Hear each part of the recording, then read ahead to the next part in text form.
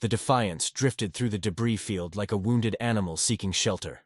Captain Marcus Kane stood on the bridge, his weathered hands gripping the tactical display as reports streamed in from across the battered human fleet. Renai. Years of war with the hegemony had reduced humanity's once proud armada to scattered remnants. 47 ships from an original force of 300. "Sir, we're detecting survivors in the wreckage of the Valiant," reported Lieutenant Torres. From the communications station, her voice carried the exhaustion they all felt. The weight of too many battles and too many losses. Kane nodded grimly. "Launch recovery shuttles. Every life matters now." The bridge fell silent except for the hum of damaged systems. Through the viewports, the aftermath of the Battle of Kepler Station painted a grim picture. Twisted metal hulks that had once been proud warships, both human and alien, spinning slowly in the void.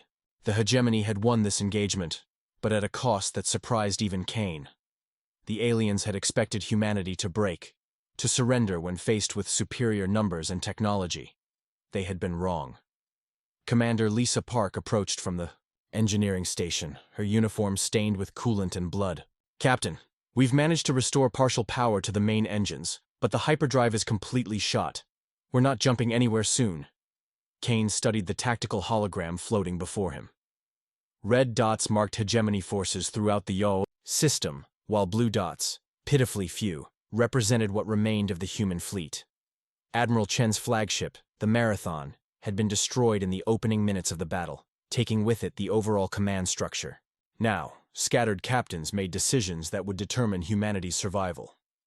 "Sir," Torres called out, her voice tight with tension. "I'm picking up a transmission from Captain Reed on the Harmony. He's requesting all ship commanders join. A secure channel." The holographic display shifted to show the faces of 19 other captains, all that remained of the fleet's leadership. Captain Reed of the Harmony, a grizzled veteran with cybernetic replacements for his left eye and arm, spoke first. "Fellow captains, our situation is dire. The hegemony has us outgunned, outmanned, and cut off from Earth. Our communications with home have been severed for 6 weeks. For all we know, the homeworld itself may have fallen." Murmurs of despair rippled through the connection. Kane saw the fear in their eyes, the same fear he fought to keep from his own face. "However," Reed continued, his voice gaining strength, "we have something the hegemony doesn't understand. We have proven that humans don't break easily. Every engagement has cost them more than they anticipated. They expected quick surrender, not the grinding warfare we've given them." Captain Stone of the Resilience leaned forward. "What are you proposing, Reed? We can't win a straight fight." "No, but we can do something else. We can show them that humanity doesn't die quietly. The hegemony controls this sector now, believes they've secured it. But we're still here, still armed, still dangerous." Kane felt something stir in his chest. Not hope exactly, but something harder, more determined. "You're talking about guerrilla warfare, hit-and-run tactics." "Exactly. We make them pay for every system they think they control. We rescue our people. We strike their supply lines. We remind them that humans are more dangerous wounded than healthy." The other captains began nodding, the spark of defiance kindling in their eyes.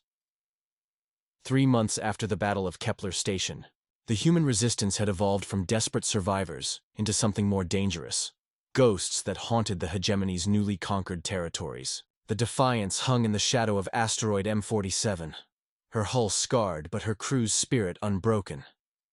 Kane studied the intelligence reports gathered by their network of survivors. What they had discovered changed everything. "The hegemony isn't monolithic," reported Dr. Elena Foster, the fleet's chief xenobiologist who had been analyzing captured communications. "They're a coalition of species held together by fear and mutual benefit. The Krell provide the heavy ships, the Voss handle logistics, and the Nexari serve as shock troops." Lieutenant Commander Jake Morrison, Kane's new first officer since Park's promotion to chief engineer, leaned over the holographic display. "That explains the communication delays we've been intercepting. They're not used to working together." Kane nodded thoughtfully. Since beginning their guerrilla campaign, they had struck 12 hegemony installations, rescued over 2,000 human prisoners, and captured enough equipment to keep their small fleet operational. More importantly, they had begun to understand their enemy. Sir, Torres announced from her station. Captain Reed is requesting an emergency conference, Priority Alpha. The holographic display materialized, showing the faces of the surviving human commanders. But something was different. Hope flickered in their eyes for the first time in months. Reed's scarred face broke into the first genuine smile Kane had seen since the war began. Captains, I have news that changes everything. Our deep space reconnaissance probe finally made contact with the outer colonies. The silence stretched taut with anticipation. Earth stands, Reed continued, his voice strong. The hegemony's main fleet was stopped at the Luna defense grid. But more than that, our actions here have given Earth time to mobilize. The entire colonial defense force is being recalled, and they're building the largest fleet in human history. Captain, Stone interrupted, her voice thick with emotion. How long until they arrive? 8 months. But that's not all. Reed's expression hardened. Intelligence reports indicate the hegemony is planning something called Final Protocol, a systematic extermination of human colonies to prevent future resistance. The brief moment of celebration died instantly. Kane felt the weight settle back on his shoulders. When? 6 months.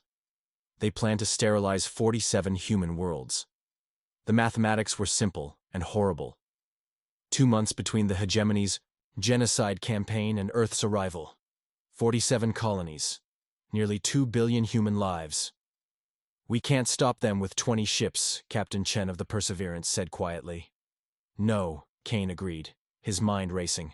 But we can warn them, and we can make the hegemony pay such a price for their final protocol that they'll question whether it's worth the cost. Commander Park's voice came from the engineering station behind Kane. Captain, I've been analyzing our captured hegemony technology. Their communication networks are quantum encrypted, but they have a fundamental flaw.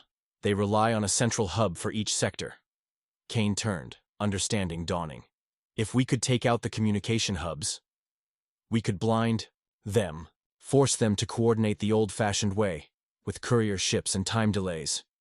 It would slow down final protocol, maybe even give the colonies time to evacuate or prepare defenses. Reed's smile returned, predatory now. Gentlemen, ladies, it appears we have our next mission. 20 ships against the hegemony's communication network. Kane looked around at his bridge crew, seeing the same determination reflected in their faces that he felt burning in his chest. They were outnumbered, outgunned, and fighting a war they couldn't win through conventional means. But they were human, and humans had never been conventional.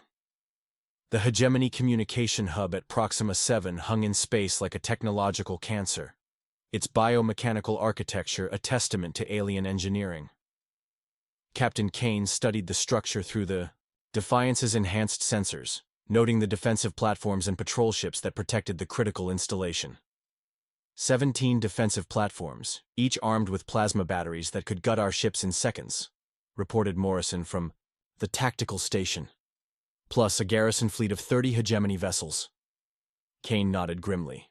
The human fleet had grown to 23 ships through careful salvage operations and the recruitment of scattered survivors, but they still faced overwhelming odds at every engagement. Captain Reed's task force reports they're in position at the Rigel hub, Torres announced. Captain Stone's group has reached the Vega installation.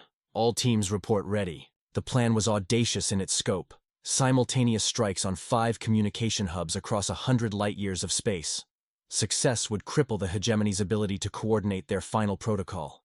Failure would mean the destruction of the human resistance and the deaths of billions. Dr. Foster, report on the virus package, Kane ordered. The xenobiologist looked up from her console, exhaustion evident in her features. For 3 weeks, she had worked around the clock to understand and exploit the hegemony's quantum communication network. The virus is ready, Captain. Once uploaded to the hub's central processor, it will propagate through their entire network, creating cascading failures. But we need to get within 50 meters of the core. Morrison frowned. That means a boarding action, through 17 defensive platforms and a garrison fleet. Not necessarily, said Commander Park from engineering. I've been studying the hub's architecture. Those biomechanical components aren't just for show. They're actually grown, not built, which means they follow biological patterns. Kane raised an eyebrow. Explain.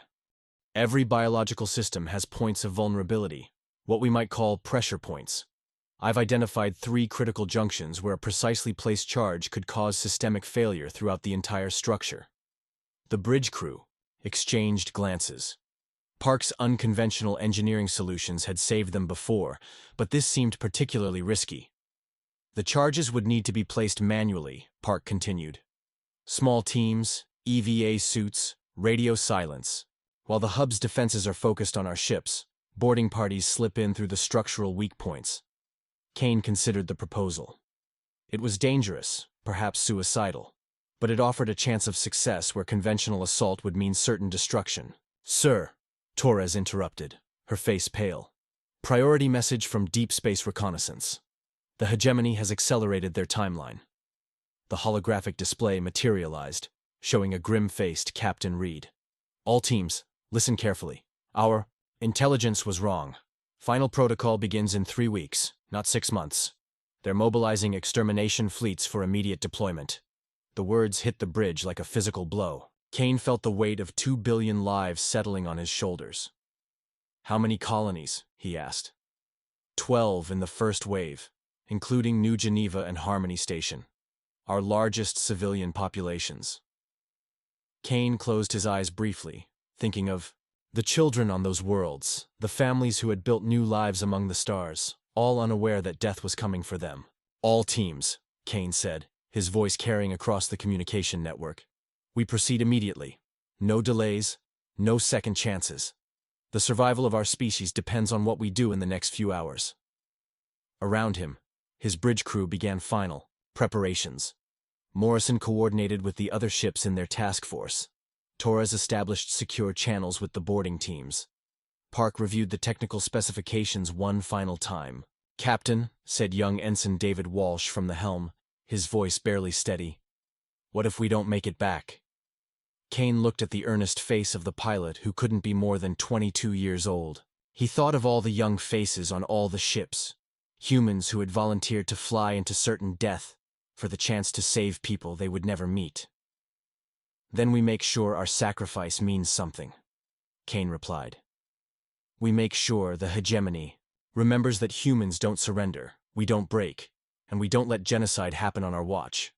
The Defiance turned toward the Proxima 7 hub, her engines burning bright against the dark of space. Behind her, the rest of the human task force followed, 23 ships carrying the hopes of humanity into the teeth of alien defenses.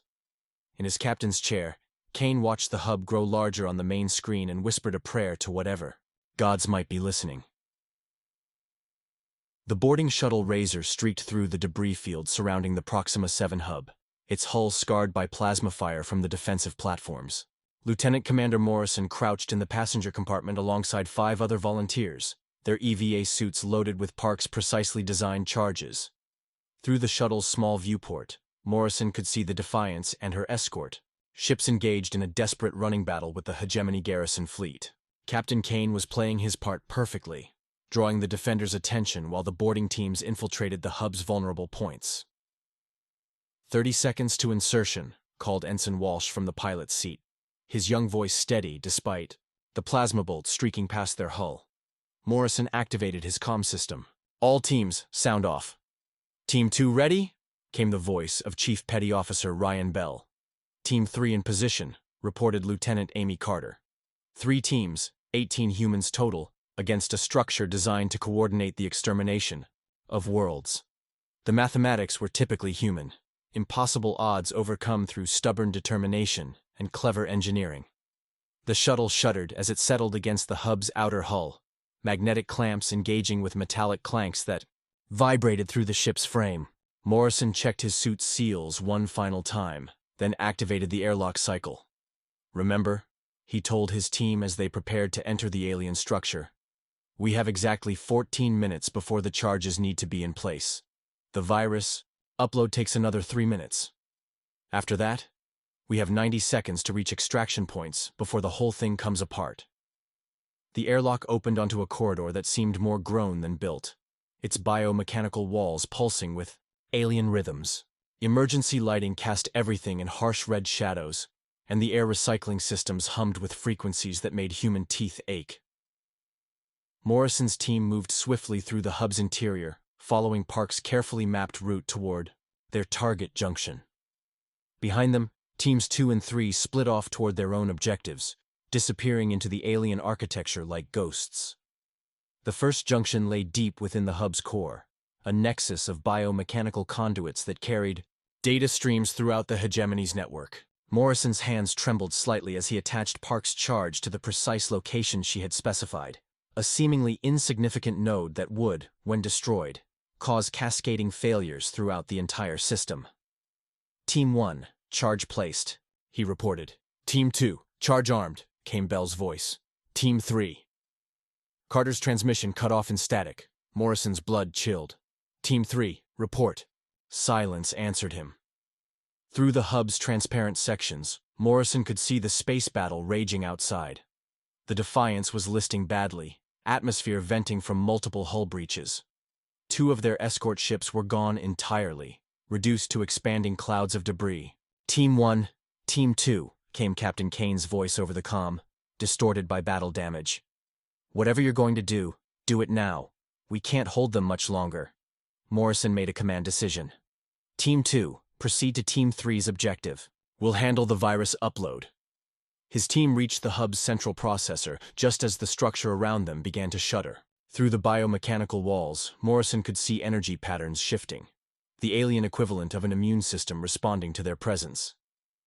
They know we're here, muttered Specialist Tom Harris, the team's technical expert. Then we'd better work fast, Morrison replied, connecting Dr. Foster's virus package to the central processor.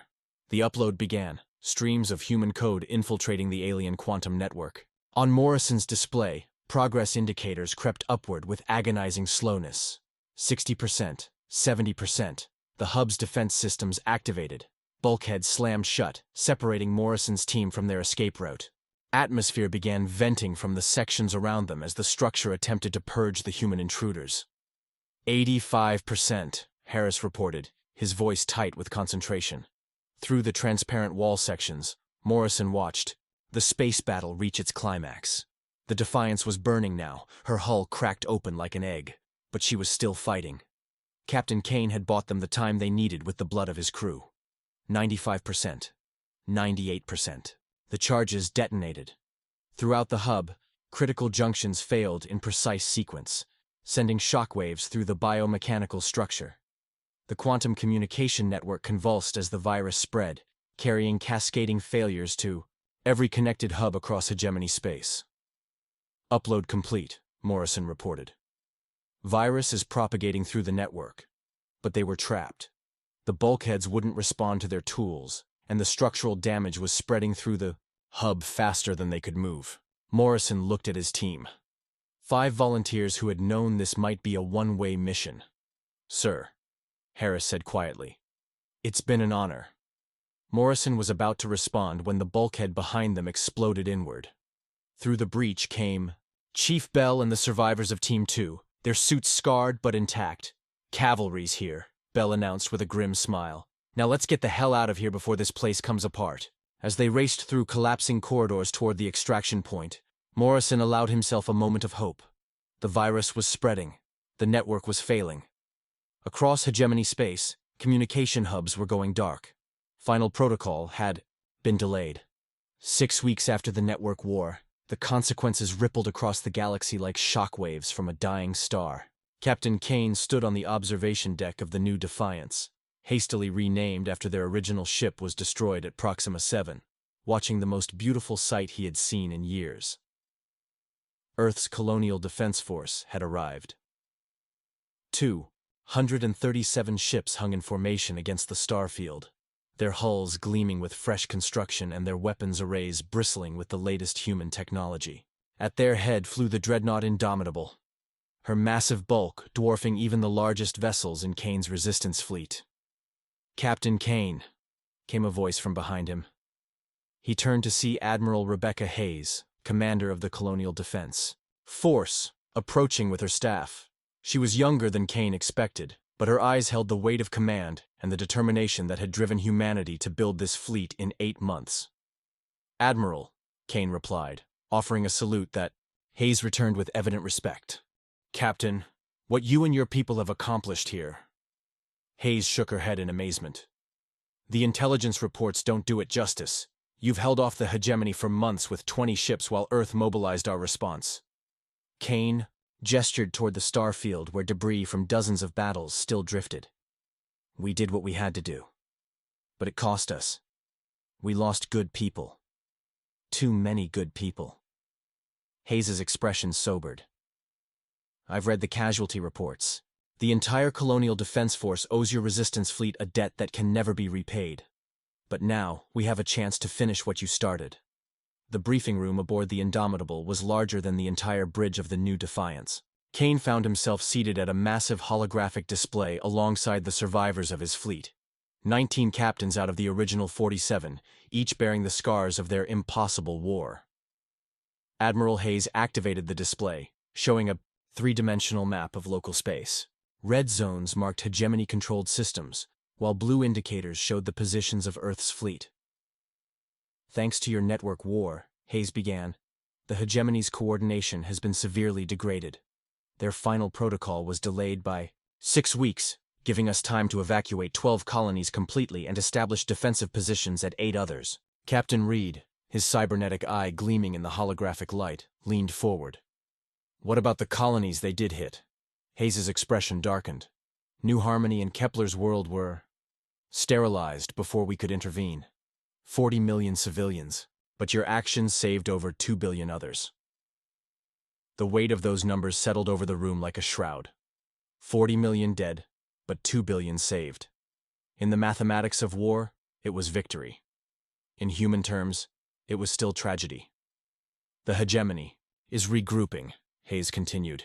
Intelligence indicates they're massing their entire fleet for one final assault on Earth itself. They've abandoned their outer territories, pulling back all available ships for a decisive battle. Morrison, now promoted to captain of the Persistence, studied the tactical display. How many ships are we talking about? Our best estimate puts their fleet at 450 vessels, against our 237. She paused, letting the odds sink in. But we have advantages they don't expect. The display shifted to show detailed schematics of the hegemony's command structure. Your intelligence gathering has given us a complete picture of their leadership hierarchy. The Krell Admiral Thakmor commands their heavy assault units. The Voss Merchant Prince Zilktar handles logistics. And the Nexari War Chief Grix leads their shock troops. Kane recognized the names from captured communications. They still don't work well together. The network virus made their coordination problems worse. Exactly. But more importantly, they've never faced humanity at full strength. Your resistance showed them humans under pressure. Desperate, improvising, barely surviving. They're expecting more of the same. Admiral Hayes smiled, and for the first time Kane saw something predatory in her expression. They're going to discover that humans under pressure and humans with time to prepare are very different things. We've spent 8 months building not just ships, but new weapons, new tactics, new strategies specifically designed to exploit what you've learned about hegemony weaknesses. The briefing continued for 3 hours, covering battle plans, fleet, formations, and coordination protocols. When it ended, Kane found himself alone with Hayes in the Admiral's ready room. Captain, she said quietly, I have a special mission for your resistance fleet. The hegemony expects Earth's forces to fight, defensively protecting our homeworld and core systems. They won't expect a deep strike behind their lines. Kane raised an eyebrow. What do you have in mind? Hayes activated a small holographic display showing a star system deep in hegemony space. This is Nexus Prime, the hegemony's capital world. While the main battle rages at Earth, we want your ships to hit their seat of government, create chaos, disrupt their leadership, show their subject species that the hegemony can be beaten. Kane studied the display. The mission was suicidal. 19 ships against the heart of an interstellar empire. But then again, they'd been flying. Suicidal missions for months. When do we leave? He asked. The journey to Nexus Prime took 3 weeks through hyperspace routes that officially didn't exist. Kane's fleet moved like ghosts through the spaces between stars, following navigation data purchased with blood from captured hegemony ships. The new Defiance led the way, her sensors constantly sweeping for enemy patrols. "Hyperspace emergence in 10 minutes, announced Ensign Walsh from the helm. The young pilot had survived every engagement since Proxima 7, earning his promotion through skill and steady nerves under fire. Kane studied the tactical display showing his 19 ships. They were veterans now, their crews hardened by months of impossible battles. The persistence under Morrison's command, the resilience with Captain Stone, Reed's harmony, and 16 others, each one a testament to human stubbornness in the face of overwhelming odds. "Sir," Torres reported from communications, "we're receiving the latest intelligence update from Earth Command." The holographic display materialized, showing Admiral Hayes aboard the Indomitable. Her face was grim, marked by the strain of commanding humanity's largest fleet in the battle for their homeworld. "Captain Kane, the main engagement has begun. The hegemony fleet arrived at the Sol system 6 hours ago with 460 ships, larger than our estimates. The fighting is intense." Kane felt his chest tighten. His job was here, striking at the hegemony's heart, but part of him wanted to be there, defending Earth alongside Hayes' fleet. "The enemy is fighting exactly as you predicted," Hayes continued. "Their coalition structure is causing coordination problems. The Krell want to charge straight for Earth. The Voss are trying to protect their supply lines, and the Nexari keep attempting flanking maneuvers. We're exploiting every division." The transmission included tactical data showing the battle's progress. Earth's defenses were holding, but barely. The Luna defense grid had fallen after taking out 30 hegemony ships. Fighting had spread throughout the solar system from Mercury to the asteroid belt. "Your mission is more critical than ever," Hayes concluded. "If you can create chaos at Nexus Prime, it might force them to recall ships from the Earth assault. Good luck, and give them hell." The transmission ended, leaving Kane's bridge in tense silence. "Hyperspace emergence in 30 seconds, Walsh announced. "All ships, prepare for immediate tactical deployment," Kane ordered. "Remember, we're not here to win a fleet engagement. We're here to cause maximum chaos and get out alive." The swirling colors of hyperspace gave way to normal space, revealing the Nexus Prime system in all its alien majesty. The hegemony capital world hung like a jewel against the void, its surface covered in biomechanical cities that stretched from pole to pole. Orbital platforms and defensive stations surrounded the planet in layered shells of protection. "Contact," Torres announced. "Scanning. I count 47 defensive platforms and 63 patrol ships. The orbital shipyards are launching additional vessels." Morrison's voice came over the fleet communication channel. "Captain Kane, those shipyards are producing new vessels at an incredible rate. If we don't stop that production..." Kane nodded. The hegemony's ability to replace losses had always been one of their greatest advantages. But the shipyards were also heavily defended and deep within the system's defensive grid. "All ships, execute attack pattern Delta. Primary targets are communication arrays and command centers. Secondary targets are production facilities. Avoid engagement with heavy capital ships when possible." The human fleet split into 3 groups, each approaching the planet from a different vector. Kane's group targeted the Northern Hemisphere's command complex, while Stone's ships aimed for the orbital communication hub. Reed's squadron dove toward the southern shipyards, their approach screened by the planet's upper atmosphere. The first phase went perfectly. Caught off guard by the sudden appearance of human ships in their most secure system, the hegemony defenders responded slowly and without coordination. Kane's group destroyed 3 communication arrays and a major command center before the enemy could mount organized resistance. But the hegemony learned quickly. "Captain," Torres called out, her voice tight with alarm. "Massive hyperspace signatures, emerging throughout the system. They're bringing in reinforcements from the reserve fleet." The tactical display bloomed with red dots as hegemony ships materialized from hyperspace, not dozens, but hundreds. The defense of Nexus Prime had apparently been planned in detail. "Sir," Morrison's voice crackled over the comm, strained by combat damage. "We're heavily outnumbered. The Steadfast is gone. Captain Chen's ship took a direct hit from a Krell dreadnought." Kane watched the tactical situation deteriorate rapidly. They had accomplished their primary mission, causing chaos at the hegemony capital. But now they faced the same choice that had confronted them throughout the war: die fighting or find a way to survive and fight another day. All ships, Kane ordered. Execute withdrawal pattern Echo. We've done our job here. But as the human fleet began its fighting retreat toward the system's edge, something unprecedented happened. On the planet below, lights began flickering in strange patterns. The biomechanical cities were pulsing with irregular rhythms. Dr. Foster's voice came from the science station, filled with amazement. Captain, the virus we uploaded at Proxima 7, it's still spreading. It's reached Nexus Prime's central systems, and it's causing cascading failures throughout their planetary network. Kane stared at the planet below, watching as entire city grids went dark and came back online in chaotic sequences. The virus they had planted weeks ago was still working, still spreading, still causing havoc in the hegemony's most critical systems. Sir, Torres announced, I'm detecting massive communication disruptions throughout hegemony space. Their entire command network is fragmenting. The Battle of Earth raged for 6 days, but the decisive moment came when the hegemony fleet suddenly lost all coordination with their homeworld.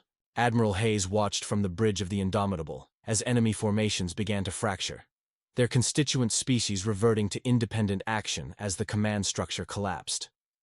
Admiral, reported her communications officer, we're receiving a transmission from Captain Kane's resistance fleet. They've successfully struck Nexus Prime, and the virus attack has exceeded all expectations. Hayes smiled grimly as she watched a Krell battle group collide with a Voss merchant fleet, both sides apparently receiving conflicting orders from their fragmenting command network. The coordination problems that had always plagued the hegemony were becoming fatal flaws. All ships, she ordered, press the attack, exploit every opening. 3 months later, Captain Kane stood in the ruins of what had once been the hegemony's primary communication hub on Nexus Prime. The biomechanical structures lay twisted and dead, their alien rhythms finally silenced. Around him, human engineers worked alongside liberated species, former hegemony subjects who had risen in rebellion when their oppressors' control collapsed. Commander Park approached, her uniform clean for the first time in over a year. Captain, the preliminary reports are in. The virus has spread to every major hegemony installation across 47 star systems. Their quantum network is completely defunct. Kane nodded, still barely believing the scope of their victory. What had begun as a desperate act of sabotage had grown into something that toppled an interstellar empire. The virus, designed only to disrupt communications, had found vulnerabilities in the hegemony's biomechanical technology that went deeper than anyone had imagined. Sir, Torres announced, approaching with a communication tablet. Admiral Hayes is requesting your presence at the surrender ceremony. The ceremony took place aboard the Indomitable, in the same briefing room where Kane had first met Hayes, months earlier. But now the holographic display showed a very different map. Blue zones where human and allied forces controlled space, with only scattered red pockets marking the remnants of hegemony resistance. Admiral Hayes stood at the head of a long table where the former hegemony leadership sat in restraints. Thakmor, the Krell admiral whose fleets had terrorized human colonies. Zilktar, the Voss merchant prince who had orchestrated the logistics of genocide. Grix, the Nexari war chief whose shock troops had landed on human worlds. Captain Kane, Hayes said formally, as the officer who initiated the actions that led to this victory, would you do us the honor? Kane approached the surrender documents, thinking of all the people who wouldn't be here to see this moment. Captain Chen, who died at Kepler Station. Lieutenant Park, killed during the network war. Thousands of others who had given their lives so that humanity could survive. But he also thought of the billions who were alive because of what they had accomplished. The colonies that hadn't been sterilized. The children who would grow up free. The future that humanity had won through stubborn refusal to surrender. He signed his name with a steady hand. The war is over, Admiral Hayes announced to the assembled officers. The hegemony formally surrenders all territorial claims and agrees to reparations for damages inflicted on human colonies. Their fleet is disbanded, their leadership will face trial for war crimes, and their former subject species are free to determine their own futures. The room erupted in cheers, but Kane found himself thinking about what came next. Victory in war was one thing. Building a lasting peace was another challenge entirely. Later, in the quiet of his quarters aboard the new Defiance, Kane composed his final report. The resistance fleet would be formally integrated into the colonial defense force, their crews receiving the honors they had earned through months of impossible battles. Some would stay in service, helping to maintain peace in the former hegemony territories.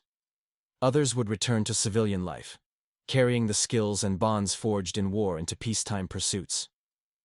As for Kane himself, Admiral Hayes had offered him a position as sector commander, overseeing the integration of former hegemony worlds into the growing human-led alliance. It was important work, the kind that would shape the galaxy's future for generations.